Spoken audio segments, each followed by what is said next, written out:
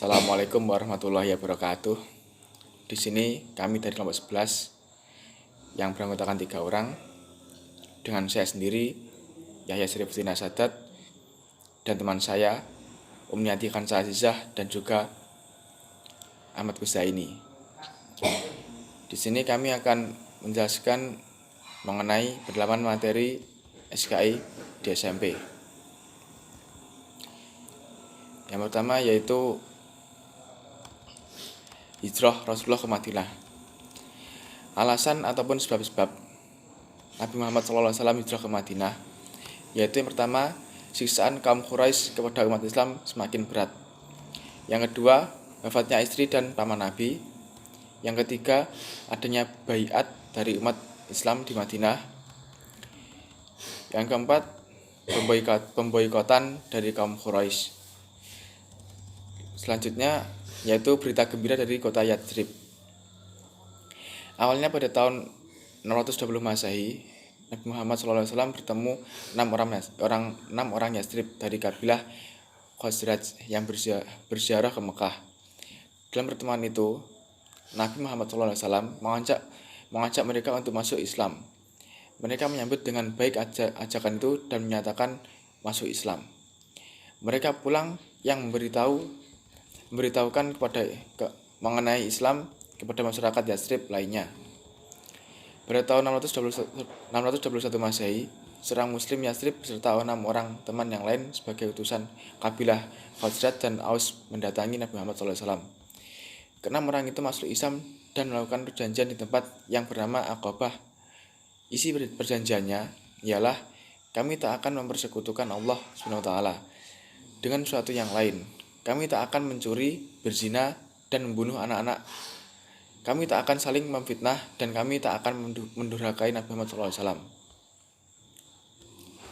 Yang selanjutnya yaitu perjalanan hijrah Rasulullah SAW. Dalam upaya menyelamatkan dakwah Islam dari gangguan kafir Quraisy, Nabi Muhammad atas perintah Allah memutuskan hijrah dari Mekah ke Madinah. Namun sebelumnya, Nabi telah memerintahkan kaum mukmin agar hijrah terlebih dahulu ke Madinah. Para sahabat pun segera berangkat secara diam-diam agar tidak dihadang oleh kelompok kafir Quraisy. Menjelang Nabi Muhammad SAW hijrah ke Madinah, kaum Quraisy membuat rencana jihad. Mereka ingin membunuh Nabi. Pada malam hari, para pemuda Quraisy telah mengepung rumah Nabi. Pada saat itulah Nabi meminta Ali bin Abi Thalib memakai jubahnya. Ali diminta berbaring di tempat tidur Nabi untuk mengelabui para pemuda Quraisy.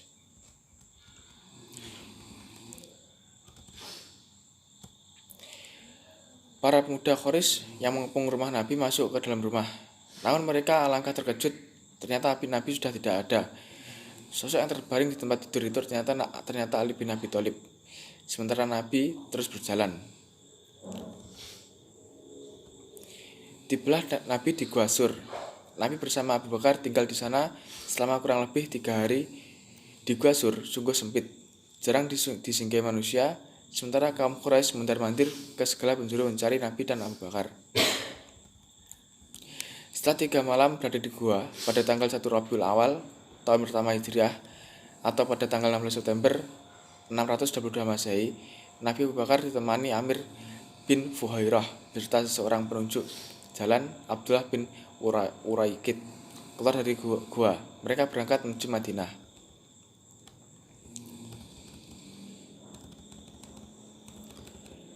Nabi duduk di atas unta yang dalam kitab Taurat disebut dengan nama Al-Quswa.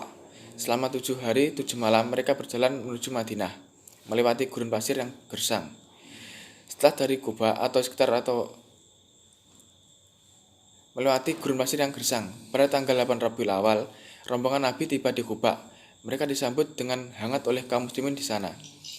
Setelah dari Quba atau sekitar 1 km dari Quba, Nabi bersama umat Islam lainnya melaksanakan sholat Jumat di tempat Bani Salim bin Auf. Untuk memperingati peristiwa itu, dibangunlah Masjid Jami di lokasi ini. Nabi melanjutkan perjalanan pada hari itu juga. Rombongan itu akhirnya tiba di Madinah pada hari Jumat 12 Rabiul Awal itu juga atau tahun 13 kenabian. Sambutan penuh sukacita diiringi isak tangis penuh haru dan kerinduan menyeruak di Madinah. Sekian Sekian dari saya. Bila ada kurang lebihnya bisa lihat di makalah untuk penjelasan yang lebih jelas. Dan selanjutnya akan dilanjutkan oleh teman saya. Selanjutnya, kedatangan Nabi Muhammad SAW ke Madinah sudah lama dinantikan oleh pemimpin tunggal masyarakat karena sering terjadi pertikaian antara suku penduduk Madinah. Setelah hijrah ke Madinah, Rasulullah membangun 2 masjid, yaitu Masjid Quba dan Masjid Nabawi. Fungsi kedua masjid itu tidak hanya sebagai tempat beribadah, salat berjamaah, tetapi juga dijadikan sebagai tempat bertemu untuk mempelajari Al-Quran dan sebagai tempat untuk menyelesaikan permasalahan yang muncul dalam kehidupan masyarakat Madinah. Selanjutnya, persaudaraan antara kaum Ansor dan kaum Muhajirin yang telah dipersaudarakan oleh Rasulullah itu menciptakan persaudaraan baru yang diikat bukan karena hubungan darah, melainkan dengan ikatan agama. Bab selanjutnya yakni mengenai Khulafaur Rasyidin. Abu Bakar As-Siddiq adalah salah satu dari Khulafaur Rasyidin yang menggantikan Nabi Muhammad dalam memimpin umat Islam sepeninggal beliau. Berikut ada beberapa sifat Abu Bakar yang dapat kita teladani. Yang pertama, Abu Bakar adalah sesosok yang kasih sayang, suka menolong dan dermawan. Abu Bakar As-Siddiq adalah seorang pedagang yang sangat kaya raya. Beliau rela mendermawakan hartanya untuk berdakwah. Beliau juga menolong Bilal bin Rabah yang disiksa oleh majikannya serta membebaskannya. Sifat yang kedua, jujur. Beliau sangat jujur dalam berdagang. Inilah yang beliau sangat berhasil dalam perdagangannya. Sifat yang ketiga, Abu Bakar adalah seorang yang rendah hati. Hal ini dibuktikan pada pidatonya di awal pemerintahan, yaitu bantulah aku jika aku berada di jalan yang benar, dan bimbinglah aku jika aku di jalan yang salah. Taatilah aku selama aku taat pada Allah dan Rasulnya, dan jika aku mendurhakai Allah dan Rasulnya, maka janganlah engkau mengikutiku. Sifat yang keempat pada Abu Bakar yakni berjiwa tenang. Hal ini dibuktikan ketika Nabi Muhammad SAW meninggal dunia, beliau sangat tenang menghadapi kehilangannya dan dengan ikhlas menerima kepergiannya. Kemudian sifat yang kelima dari Abu Bakar yakni suka bermusyawarah. Dalam keadaan sakit, Abu Bakar As-Siddiq meminta sahabat-sahabatnya berkumpul untuk memutuskan siapa penggantinya kelak. Mesti telah menunjuk Umar bin Khattab, beliau tetap menawarkan posisi pengganti kepada sahabat lainnya. Yang keenam dari sifat Abu Bakar ini, beliau adalah orang yang setia. Hal ini dibuktikan bahwa beliau selalu menemani Nabi Muhammad SAW pada saat hijrah ke Madinah. Selanjutnya saya akan menjelaskan mengenai prestasi yang dicapai pada masa Khalifah Utsman bin Affan. Yang pertama adalah penyusunan Mushaf Al-Quran. Yang kedua, renovasi Masjid Nabawi. Yang ketiga, pembentukan Angkatan Laut. Dan yang terakhir adalah perluasan wilayah. Selanjutnya saya akan menjelaskan mengenai Khalifah Ali bin Abi Thalib.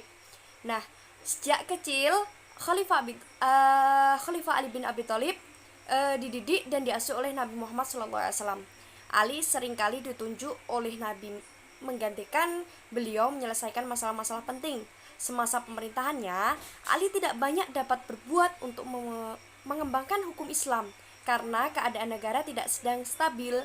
Ali bin Abi Thalib diangkat sebagai khalifah bukan karena hasil keputusan musyawarah Islam, tapi ia diangkat oleh para pemberontak. Beliau adalah orang yang keras dan disiplin, hampir seperti Umar bin Khattab.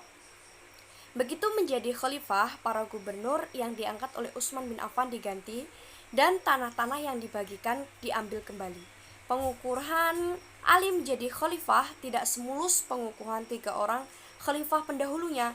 Ali dibaiat di tengah-tengah kematian Utsman. Nah, pertentangan dan kekacauan dan kebingungan umat Islam Madinah sebab kaum pemberontak yang membunuh Utsman mendaulat Ali supaya bersedia dibaiat menjadi khalifah. Tipe kepemimpinan Khalifah Ali bin Abi Thalib adalah: yang pertama, Khalifah Ali memiliki prinsip yang sangat mendasar bahwa seluruh harta adalah milik Allah Subhanahu wa taala, sedangkan manusia sebagai wakil dan pemegang amanah. Yang kedua, Ali bin Abi Thalib adalah seseorang pemimpin yang disiplin, tegas, serta keras dalam membela kebenaran.